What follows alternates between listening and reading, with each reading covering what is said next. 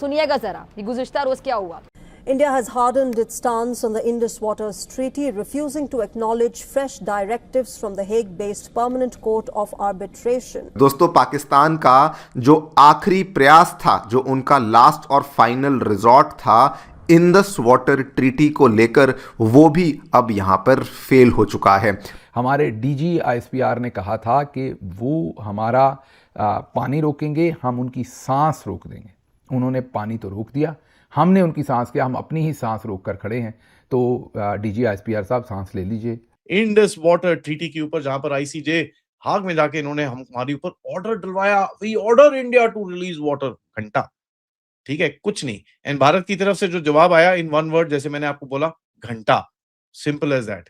Making its position clear, India has said that it does not recognize the legitimacy of this court and will not participate in any of its proceedings. Arbitration court's order illegal.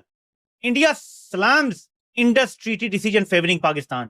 India ने जो आलमी अदालत है उसका फैसला मानने से इनकार कर दिया है और उसे इलीगल फैसला करार दे दिया है। India has clearly shown who is the boss, because India ने उस पर्टिकुलर रूलिंग को आउटराइटली रिजेक्ट कर दिया है और क्लियर कट इंडिया ने कहा है कि इस पर्टिकुलर कोर्ट ऑफ आर्बिट्रेशन की किसी प्रकार की जुरिस्डिक्शन नहीं है, किसी प्रकार की अथॉरिटी नहीं है, और इसीलिए ये वाली कोर्ट की भले कैसी भी रूलिंग क्यों ना हो, हम लोग उस रूलिंग को मानेंगे ही नहीं। यानी सिंध तास मुआहदा इंडिया बहाल करने के लिए तैयार नहीं है, तो पाकिस्तान तो गया।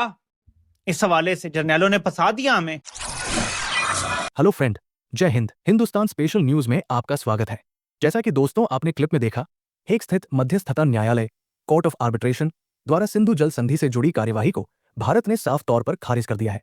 भारत ने दो टूक कहा है कि वह इस न्यायालय की वैधता को मान्यता ही नहीं देता। हेग स्थित कोर्ट ऑफ आर्बिट्रेशन के आदेश को खारिज करते हुए विदेश मंत्रालय के प्रवक्ता रणधीर जायसवाल ने कहा, भारत इस तथा कथित सप्लीमेंटल अवार्ड को पूरी तरह अस्वीकार करता है, जैसे कि उसने इस निकाय के सभी पिछले बयानों को खारिज किया है। उन्होंने आगे कहा, पाकिस्तान के इशारे पर किया गया ये नया नाटक उसकी उस हताश कोशिश का एक और उदाहरण है जिसके जरिए वो वैश्विक आतंकवाद के केंद्र के रूप में अपनी भूमिका की जवाबदेही से बचना चाहता है। इस मनगढ़ंत मध्यस्थता तंत्र का सहारा लेना पाकिस्तान के दशकों पुराने छल और भ्रामक रणनीति के पैटर्न के अनुरूप है। तो चलिए आगे इसी टॉपिक पर पाकिस्तानी मीडिया का रिएक्शन देखते हैं। अगर चैनल पर नए हैं तो प्लीज चैनल को सब्सक्राइब कर लें और वीडियो को लाइक करके कमेंट में अपनी राय जरूर लिखें। अब पानी हमारा इंडिया बंद कर दे और अगले 4-5 सालों में वहां डैम भी बना ले, अपने लिए अच्छी स्टोरेज बना ले, तो पाकिस्तान को तो आगे उसने ड्राई कर देना है बिल्कुल। कश्मीर हम बेच चुके, तय कर चुके कि हमने अब कश्मीर पे बात नहीं करनी, ठीक है। हालांकि हमारे पानी वहीं से आते हैं, हमारे लिए वो शहर आ गया। हम अगर कश्मीर ले लें तो हमारी बहुत सारी बचत हो जाती है, पानी का बड़ा कंट्रोल हमारे पास वापस आ जाता है। लेकिन हमने कश्मीर का भी सौदा कर दिया।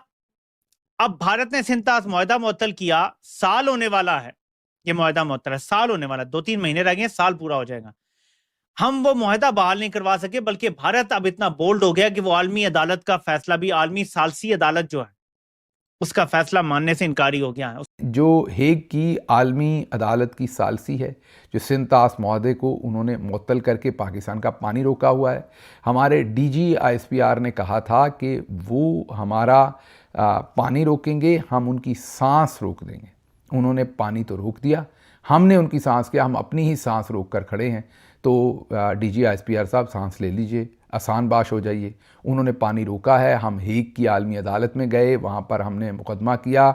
अदालत ने कहा कि 8 या 9 फरवरी तक जो इंडिया है वो अपने जो हाइडल प्रोजेक्ट्स हैं, मंसूबे हैं, उनका पूरा रिकॉर्ड लेकर जमा करवाए। इंडिया के फॉरेन ऑफिस ने आगे से कहा कि हम इस अदालत को मानते ही नहीं। सिंध तास मुआहदा 2 मुल्कों के दरमियान था जो इस वक्त कंटिन्यू ही नहीं है, मीन इस वक्त हमने मुअत्तल कर रखा है। तो आलमी अदालत की इसमें जुरिस्डिक्शन ही नहीं बनती, हम उसको मानते ही नहीं, तो हमने कोई चीज़ उनके पास जमा नहीं करवानी। इसी तरह से है जैसे बहुत सारी अदालतों को, आलमी अदालत के फ़ैसलों को, आलमी अदालत इंसाफ के फ़ैसलों को कई जगहों पर अमेरिका मानता ही नहीं, रिकग्नाइज़ ही नहीं करता। जैसा कि आपने हाल ही में देखा कि डावोस में जो इजरायली प्राइम मिनिस्टर इसलिए नहीं गए, और कई जगहों पर रशियन जो प्रेसिडेंट हैं वो भी नहीं जाते क्योंकि उनके वारंट गिरफ्तारी निकले हुए हैं आलमी अदालत इंसाफ की तरफ से। लेकिन इजरायली प्राइम मिनिस्टर जो हैं वो अमेरिका आते हैं क्योंकि अमेरिका उस तरीके से उस फोरम का अपने आप को बाउंड नहीं समझता। उसी तरीके का तर्ज अमल अब इंडिया ने अपनाया है, लेकिन हमने उनकी सांस रोकनी थी और हम अपनी सांस फ़िलहाल रोके खड़े हैं। जो कुछ बलूचिस्तान में होता है वो हम अपने घर के अंदर तो लोगों को फितनातुल हिंदुस्तान बताते हैं। मैंने उस दिन भी कहा था, ना डिमार्च करते हैं किसी इंडियन एम्बेसडर को, ना एम्बेसडर्स को इस्लामाबाद में बुला के सबको ब्रीफिंग देते हैं, ना यूएन के ऊपर कोई रखते हैं सबूत, ना आलमी अदालत इंसाफ के अंदर या क्रिमिनल कोर्ट के अंदर जाकर कोई भी हम वहाँ पर चार्जशीट करते हैं इंडिया को, ना ही कोई और ऐसा मेजर काम, और ना ही हमारी एजेंसीज़ जो हैं वो उस तरफ कोई काम करते हुए नज़र आ रही हैं।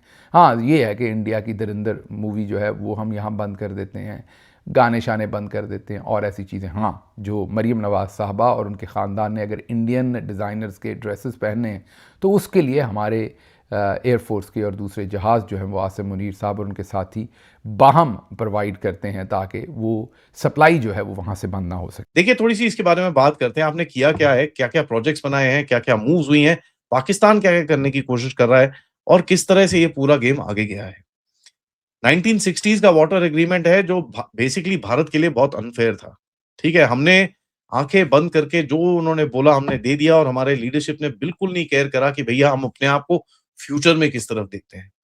ईस्टर्न रिवर्स जो थी, रावी, ब्यास, सतलुज, वो इंडिया के पास आती थी। वो भी बिकॉज़ हमने ये एग्रीमेंट में लूप हो रखे थे, हमने कुछ डेवलप नहीं करा उनको कितने सालों तक, तो वो भी पाकिस्तान को जा रहा था। Western rivers, Indus, Jhelum, Chenab जो पाकिस्तान के पास जानी थी, वो भी उसके पास जा रही थी बिकॉज़ वहां पे भी हमने जो हमको अलाउड था ट्रीटी के अंदर, वो भी नहीं करा हमने।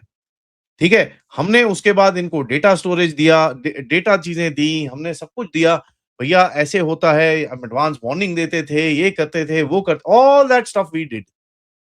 पाकिस्तान को 80 से 90% इंडस बेसिन का पानी गया, एग्रीकल्चर लाइफलाइन बना पाकिस्तान का, हाइड्रो पावर का बेस बना, फूड सिक्योरिटी की उसकी डिपेंडेंसी बनी, तो Pakistan benefited out of it और हम लोग बेसिकली अपना अंगूठा चूस रहे थे।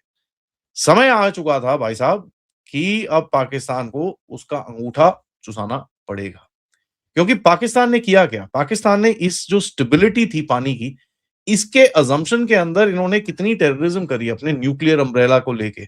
1989 से इन लोगों ने इंसर्जेंसी जो करी, 1970s 80s के अंदर जो इन्होंने पंजाब में करा, 90 उसके बाद जो ब्लास्ट हुए 93 आई थिंक से लेकर सीधा 2013 तक जो ब्लास्ट बैक टू बैक होते रहे, 26/11 ये वो पता नहीं क्या क्या चीजें करी, पठानकोट करा, उरी करा, पुलवामा करा, नगरोटा करा, पहलगाम करा, and dozens of small attacks ये लोग करते रहे एट द बेस फैक्टर कि भाई भारत ये पानी कभी बंद नहीं कर सकता, नहीं तो हम न्यूक्लियर हथियार फेंक देंगे।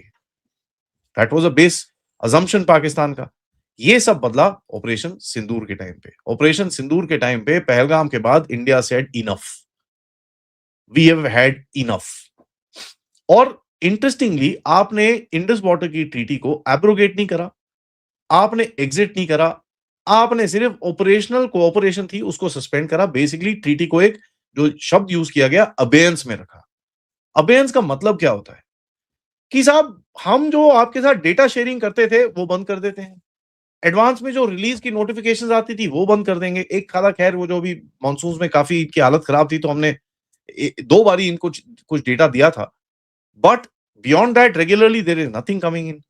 जो भी टेक्निकल मीटिंग्स थी वो खत्म, जो आपके ऑब्जेक्शंस थे सारे कचरे के डिब्बे के अंदर, we don't care anymore, we will do what we want, खत्म।